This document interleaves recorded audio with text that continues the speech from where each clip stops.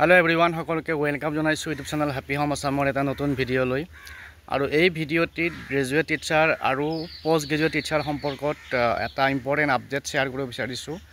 ইতিমধ্যে আমাৰ অসমত চৰ্চা চলি আছিল যে যিখিনি ক্যান্ডিডেটে আমাৰ জিটি পিজিটি এৰ যেটো ৰিটেন এক্সামিনেশন হল হেতুত কোৱালিফাই কৰিব পৰা নাই তেওঁলোকৰ কাৰণে এখন সেকেন্ড মেৰিট লিষ্ট লাগে। কাৰণ কিয় যেহেতু এটা ডকুমেন্ট ভেৰিফিকেশন চলি আছে বা পিজিটিৰ ডকুমেন্ট ভেৰিফিকেশন অলৰেডি হৈ গৈছে, কিন্তু এই ক্ষেত্ৰত বিভিন্ন কাৰণত ভালেখিনি পদ খালি হৈ থকাৰ সম্ভাৱনা আছে। কিছুমানে বিটিসি ৰিক্ৰুটমেন্ট পালে বা কিছুমানে জিটি পিজিটি দুটাতে কোৱালিফাই কৰিছে বা কিছুমানৰ ডকুমেন্টস ক্লিয়াৰ নাথাকে বা এইবোৰ কাৰণত যেহেতু ভালেখিনি পদ ৰৈ যোৱাৰ সম্ভাৱনা আছে আৰু যেহেতু এইবাৰ 1:1 হিচাপত ক্যান্ডিডেট মাতিছে, গতিকে হেতু পইণ্টৰ পৰা এজন ক্যান্ডিডেট যদি কিবা কাৰণত ডকুমেন্ট ভেৰিফিকেশনত ফেইল হয় বা এবসেন্ট থাকে তেতিয়া হলে সেই পোষ্টটো ভেকেন্ট থাকি যাব। গতিকে যোৱা কিছুদিন ধৰি চৰ্চা চলি আছিল, নিউজতেই হওক বা ক্যান্ডিডেটৰ মাজতেই হওক আৰু আমাৰ সোশ্যাল মিডিয়াতে হওক চৰ্চা এটা চলি আছিল।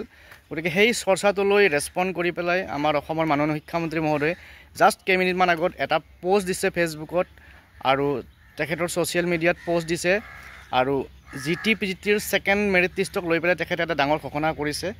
আৰু তাতনো কি আছে আমি চাম। তাৰ আগত সকলোকে এবাৰ ৰিকুৱেষ্ট কৰিম, চেনেলটো যদি আপোনালোকে নতুনকৈ চাইছে সাবস্ক্ৰাইব কৰি ল'ব আৰু ভিডিওটো শ্বেয়াৰ কৰি দিব সকলোকে, যাতে সকলোৱে এই আপডেটটো পায় আৰু সকলোৱে সেকেন্ড মেৰিট লিষ্ট অহাৰ যে যেটো খবৰ আছে এই খবৰটো যাতে সকলোৱে লাভ কৰে। তো আহক এতিয়া আমি ৰনজ পেগু ডাঙৰীয়াৰ পোষ্টটো কি আছিল চাও। তো এই আপডেটটো আপোনালোকে দেখিছে, ইয়াত শিক্ষামন্ত্ৰী ডাঙৰীয়া লিখিছে যে update on GT and PGT recruitment. After completing the current verification process, there will be a second list for verification subject to availability of vacancy against advertised post.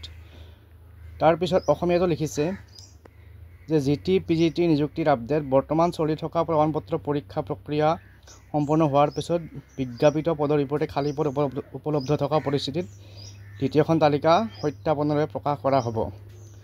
অৰ্থাৎ যদি ভ্যাকেন্সি থাকি যায়, প্ৰথম যিখিনি ভেৰিফিকেশন প্ৰসেস বা এতিয়া যিখিনি verification process চলি আছে এইখিনি কমপ্লিট হোৱাৰ পিছত যদি ভ্যাকেন্সি থাকি যায়, কোনবাটো পোষ্ট ভ্যাকেন্ট থাকি যায়, তেতিয়া হলে পুনৰ সেকেন্ড মেৰিট লিষ্ট পাবলিশ কৰা হ'ব, ৰিলিজ কৰা হ'ব।